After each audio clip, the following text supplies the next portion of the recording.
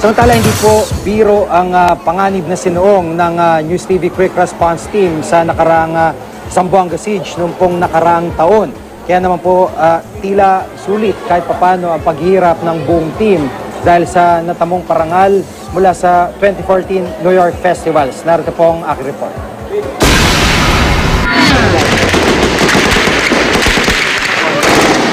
September 13, 2013, sa ikalimang araw ng krisis ng Zamboanga, bunsod ng paglusob ng Miswari faction ng MNLF.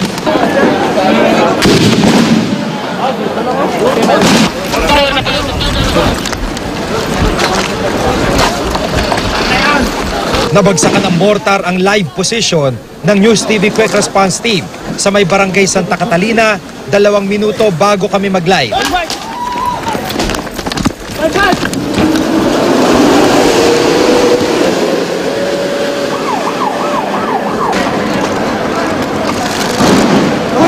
Ang mortar na bumagsak ang nakasugat sa ilang bystander at mga miyembro ng Red Cross na naroon lamang para tumulong.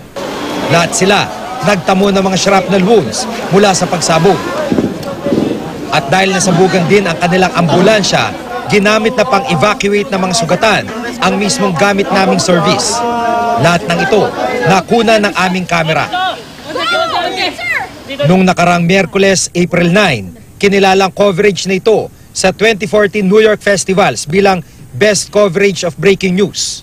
I'd like to thank the Lord for this opportunity and the team behind Quick Response Team.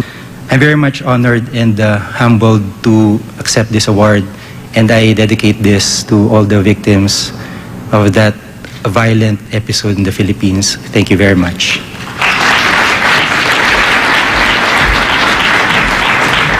Kabilang din sa mga nanalong programang Tunay na Buhay na nakakuha ng Gold World Medal para sa episode ng mga Sanggol at Langaw. Silver World Medal naman para sa Tropang Pochi, gayon din sa Brigada para sa episode na Gintong Krudo at Sipa ng Pag-asa. At Real Time para sa episode nitong Silang Wala sa Mapa. Bronze medal din ang iginawad sa Dapat Tama music video ng GMA News and Public Affairs. Finally, certificate naman ang iginawad sa diploma para sa station or image promotion. Camera 1 para sa documentary information program.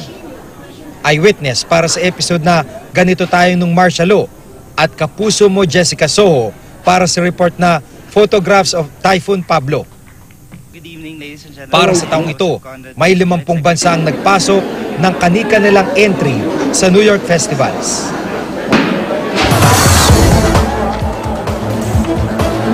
At sa ngalan po ng mga bumubuo ng News TV Quick Response Team mula po sa mga executives in charge of production, sa aming pong production manager, sa aming pong executive producer, associate producer, mga production assistants, cameraman at lahat po ng bumubuo sa team.